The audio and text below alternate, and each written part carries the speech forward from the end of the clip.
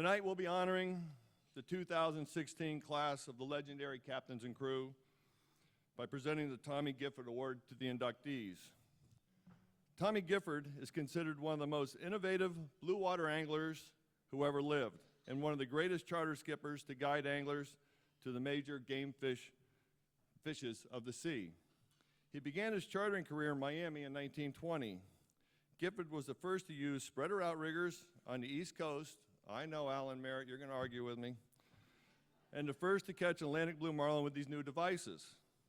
Over the course of his 50-year career, he developed an encyclopedic knowledge of game fishing techniques to catch them. And he served as a guide and consultant to some of the most famous names in saltwater angling, including Van Hampton Heidner, Charles Lehman, Michael Lerner, and Ernest Hemingway. He never lost his zest for the sea or his awe at the creatures beneath the waves. Raymond Camp wrote, "Big game angling has a brief history, but Tommy Gifford's name is sharply etched on every page." So to get this award, you really earned something really special. In the room this evening, we have several past recipients of the prestigious awards. Gentlemen, please stand and be recognized. I call your name. Gary Ellis, Bart Garnsey. Sorry, Bart, got him coming out of the head. Alan Merritt. He's standing up. There you go, Alan.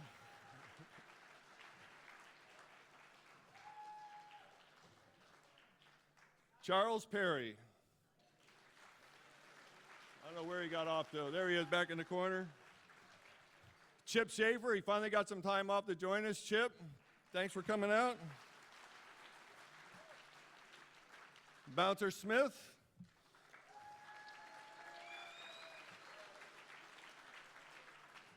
You always get the most applause by Bouncer. You got to teach me your secret. Gary Stuve.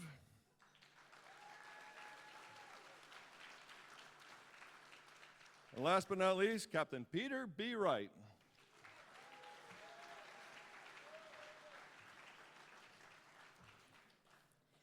The primary criteria for receiving the Tommy Gifford Award from the IGFA is that the captain or crew member must have provided leadership in their trade and have earned the respect of their peers, thus making a meaningful contribution to the sport of recreational angling over an extended period of time. The nominee must demonstrate that he or she has exposed the ethical angling standards stated by the founders of the IGFA. To quote Mark Sosin, "There is no greater honor than to be recognized by your peers. You cannot buy it, you have to earn it." To nominate a candidate, please contact Mr. Mike Myatt here at the IGFA, or you can contact myself. We'll get the names in, but we do like a bio with the names. We definitely need a bio.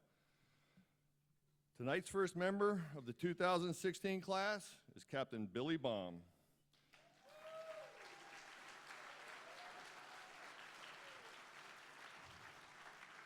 To tell you a little bit more about Billy, please welcome Captain Charles Perry to the stage.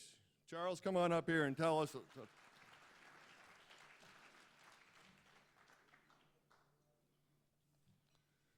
don't see too many children out there, so it should be pretty safe here tonight. Charles, have at it. Thank you, Skip. I got this bit here I'm supposed to read, I guess. So it's Captain Billy has been fishing in fruitful waters off Oregon Inlet, North Carolina for over 50 years. He's fished a lot of other waters also. A native of nearby Wanchese, Billy resides in his hometown during the summer months, and he spends his winter in Florida. He's been spending those in Florida for quite some time now. Where he took parties fishing here in Florida for 33 years as a charter boat captain. Billy became widely known and admired among coastal anglers during his long career as a licensed captain, both for finding and catching fish, but also for building boats that he took to sea.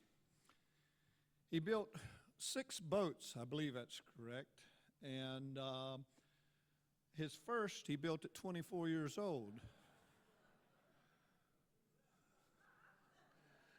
And he told me that he was having someone else to build this boat, and he was working hard on the motor, and he got the motor ready and put it in a truck, took it to the boat building area, and the man had laid the first plank on the boat.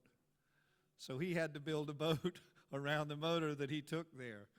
So he built his first boat at 24, but he retired in 2004, but he still owns his boat. The last boat he built is called the Dream Girl, and Captain Jason Sneed runs it out of Organ Inlet still today. In total, Billy estimates that he has fished approximately 6,000 charter clients in his career. Looking back on most of the memorable trips, Billy recounts an exceptional catch of big eye tuna. After a day of multiple hookups, they boated 8 big eyes, ranging in size from 175 to 200 pounds. I'm certain that Billy could probably think of many other memorable trips without too much problem. There were many blue marlin catches and releases off Organ Inlet as well. Well, I have one little small story I'm going to tell, and this might not go over too well with Billy, but I did ask Miss Wilma first if it was okay. And this is a WB. This is before Miss Wilma, so it's okay, I hope. But one of my dear friends before was Murray Cudworth, who was a very, very good friend of mine, and he is one of the first guys that I fished regularly with offshore. The first year after he left Captain Billy as a mate, but he worked many years as a mate for Captain Billy, and they were very successful. And Captain Billy, needless to say, was an exceptional boat handler, most especially with a single screw boat. I still today have not seen anyone that could compare to Captain Billy with a single screw boat. He's done it quite a bit in his life, and he's the best I've ever seen. So he used to come back into the dock, and the people would gather along the bulkhead at the fishing center to see the catches unload. And he would always come back in, and being the boat handler that he was, he would back in at a pretty fair rate of speed, and quite often he would wash water up on the dock, run the people back. It was kind of a fun thing to do. So Murray knew that was usually going to happen, so he was standing right in the corner of the boat most afternoons, and there was a small finger pier there, and he would reach out to grab that line to put it around that cleat, because he knew, he told me when Captain Murray told me this story, he said when he knew that the clutch was going to fail one day and we were going to fetch up in the bulkhead. Well, he was reaching back one day for the line to wrap it around that cleat real quick, and as he was reaching out, just before he grabbed the line, Billy dropped her in out of reverse and put her in forward, and she just squatted right there and shot back out of the slip, and it almost threw Murray out of the boat. He looked around, and some of the charter had been thrown aside, and he didn't know what was going on. And Billy looked back and said, "Going to the fuel dock." And that was all he said. So they never go to the fuel dock before they unload the fish. So he said they went on to the fuel dock, and so as soon as they backed in the fuel dock, Murray tied the boat up and said he was still wondering what was going on. And they looked around, and Billy stepped off the boat and on the dock, and he said, "You put her to the dock, I'll see you in the morning." Murray said all night he couldn't figure out what was going on, So the next morning, Billy comes down, he said, "Captain Billy," said, "I don't know what was going on there yesterday." He said, "Well," he said, I said, "I was backing in that slip," and said, "I saw this young lady up there that I felt pretty sure she was going to think that she was with me," and said, "When I looked down on the other side," said, "I saw another one. And she thought she was going to be with me too," and said, "Then when I saw the third one, she had her husband with her. I knew it was time to go."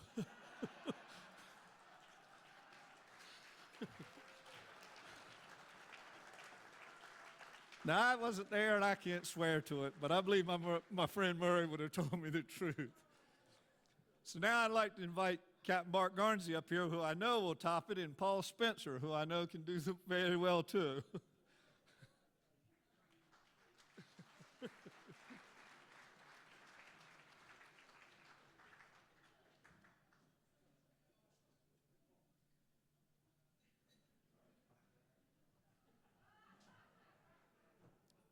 Well, what a privilege this is. I've got several hundred Billy Baum stories, and don't think I can tell any of them. I'm serious. See, Billy's a real character.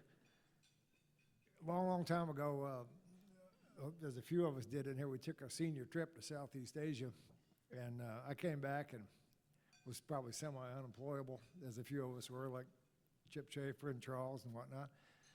And I got a job running a pretty old seated charter boat out of Hillsborough Inlet, and most of the guys there I'd known since I was a little kid, but I knew absolutely nothing about engines and not much about a lot of other things on a charter boat. I grew up on a drift fishing boat. But right across the dock from me was Billy Baum, and every 4 or 5 days when I broke down, the only guy that would come over there and work till 11, 12 o'clock in the middle of the night and help us was Billy Baum. And I learned right there that he was a pretty special individual. As the years went by, I've learned a few more things about the fishing business, and Billy invited me to go over tuna fishing with him, and I did that for 2 years. I realized that he was hands down probably one of the best boatmen that had ever been around. There was never a boring moment. And we finally got the opportunity to go up to Newfoundland and go fishing. And that was one of the highlights of my young career at that time. And so we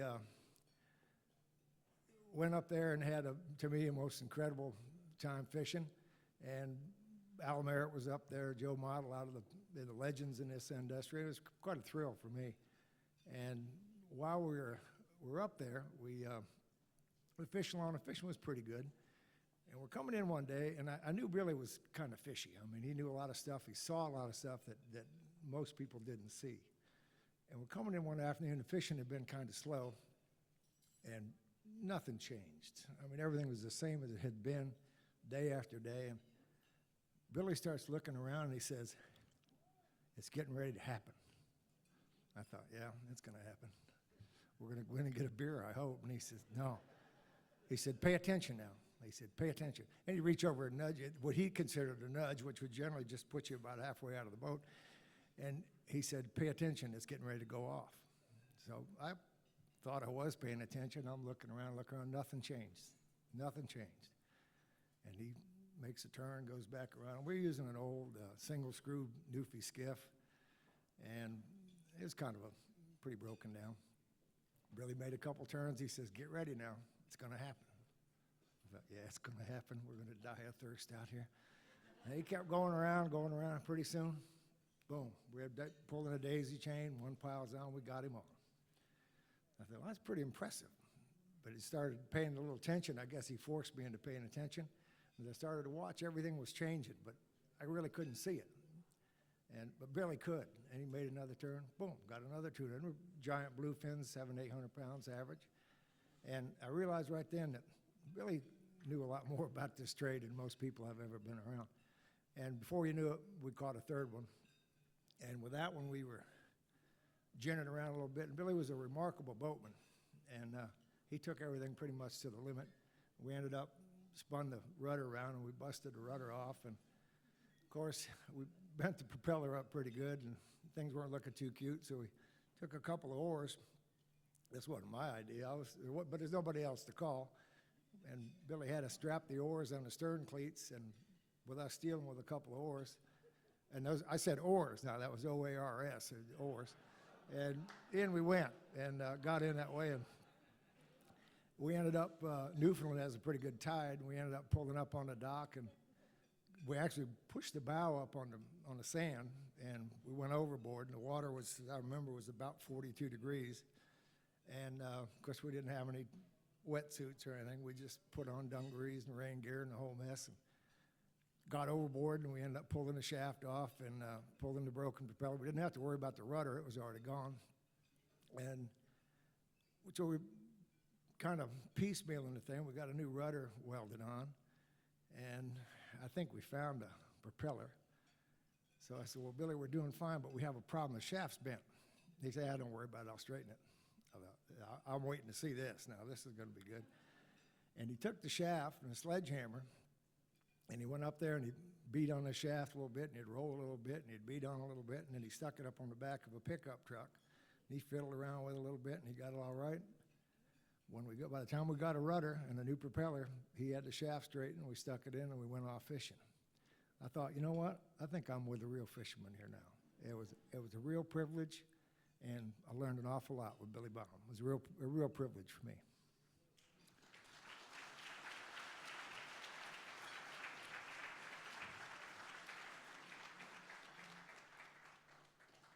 What a wonderful evening. You know, it's an honor for me to be here to get to talk about my friend, Billy Baum. And I'm a little humbled by it, to tell you the truth, because I've grown up admiring him. I had a few minutes in the lobby and to talk with some friends, Chip Schaefer and Tony Tillett, guys that I admire, and they were telling me how much Billy had been a mentor in their lives, and I was like, boy, he's really been a great one in mine. So just to reiterate, it's an honor for me to even get up here and just be able to share a little bit about Billy. I heard about Billy all my life, really, from when I was a really young teen. They used to take us little kids as mates on the boats, and I always heard legends and rumors about the bomber. Well, Billy comes from, first I want to tell you, Billy comes from a very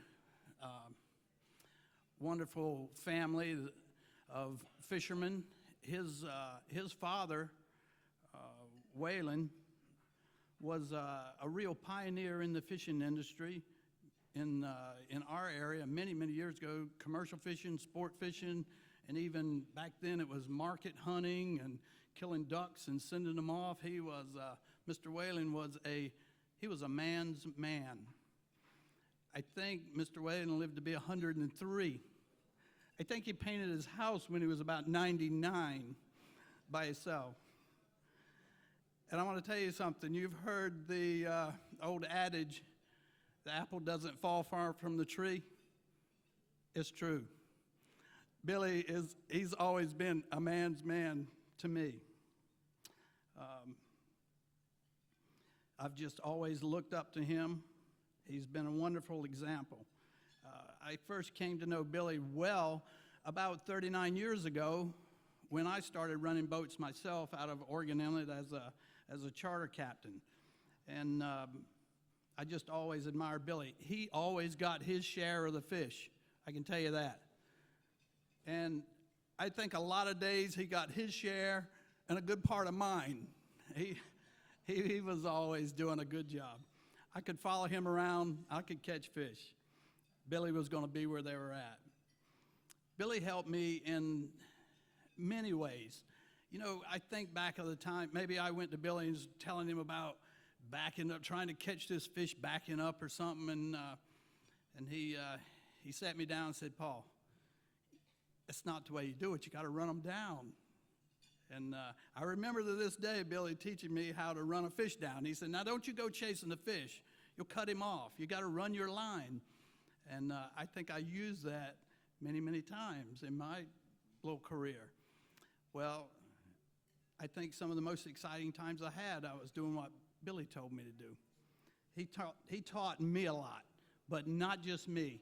There was many, many people in that industry that Billy helped and taught, and you were going to hear his opinion whether you liked it or not. As I think is stated in the program, Billy fished about 36 years worth in Florida, 57 years in North Carolina. A little bit of that overlapped, but he was always on the water. And I'm trying to think of a few things that always stood out about Billy to me. Billy was going to find a way to get something done. You've heard some of that from Bark and Charles. Well, if nobody else could do it, Billy could. Billy was going to always find a shortcut, too. We could rely on Billy to say, find us a shortcut out the inlet and save us about a half a mile. He'd be the first one through the South Way to know if it's deep enough. He was always an adventurer, to say the least. I think maybe even Billy might have been the first person to bring ballyhoos to North Carolina. I think he's credited with that. I'm sure there was many other things too.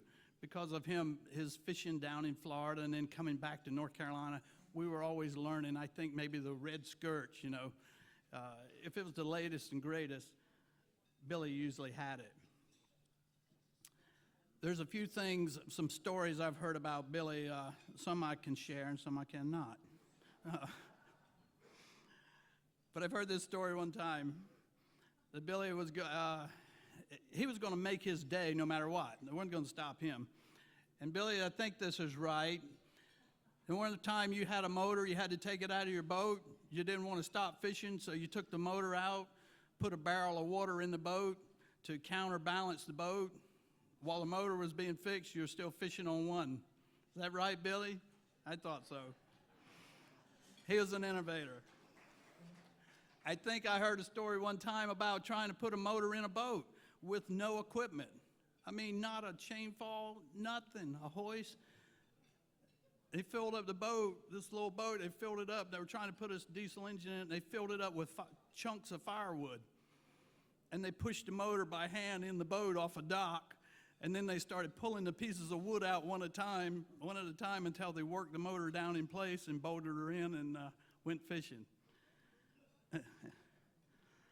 Billy was an engineer. He's more than a fisherman. He always had a few, I call it Baumerisms. Now, if I was to say, I just got shampooed on 95, you might not know what that means. But that means he had a flatline bite, head and shoulders, just outside the point, what he considered I-95, where all the marlin were. So, you know, head and shoulders, he was, you've heard of that Geico commercial, everybody knows that. Well, 20 years ago, that was Billy. I'd go to Billy and say, Billy, if you crank that flat line up just a little bit closer to the teeter, everybody said, well, sure, everybody knows that. And that was Billy. Well, sure, everybody knows that. But I've talked about Billy and as a fisherman, but as I mentioned, he was an engineer, he was a boat builder, he was going to get it done. I can share with you, one time I wanted to build a boat, and it was a big deal for me. I took everything in the world and sold it, and I had this boat plan. And I went around to a couple people, one of them my father-in-law, who was a boat builder, and I tried to get some input, and they weren't really too excited about it, you know.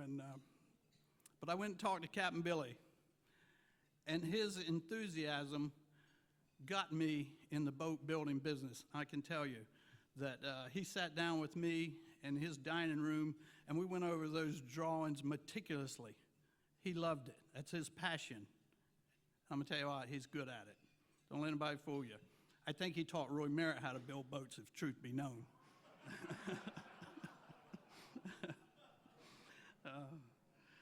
Billy has accomplished a lot of great things in his career.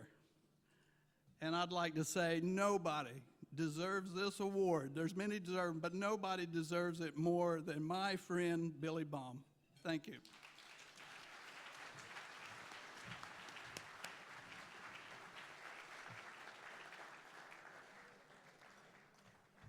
Thank you very much, Paul Spencer. Some great remarks and some funny ones. To accept the Tommy Gifford Award, please welcome Billy Baum to the stage.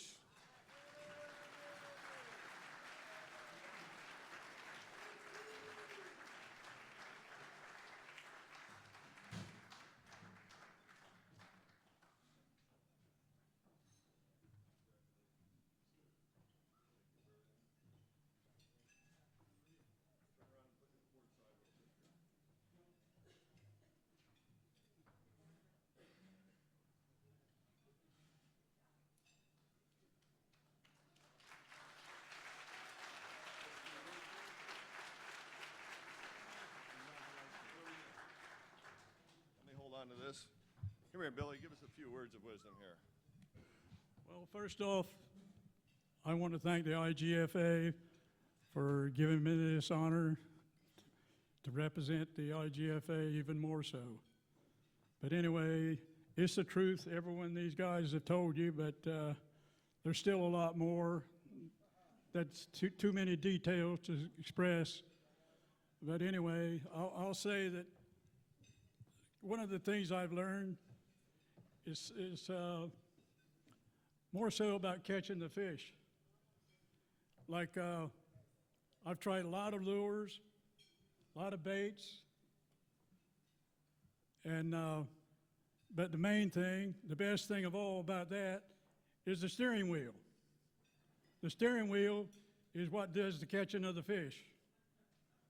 And always remember that and catch them in the left corner of the mouth. Thank you. Thank you, Captain Bill. Hang on, man.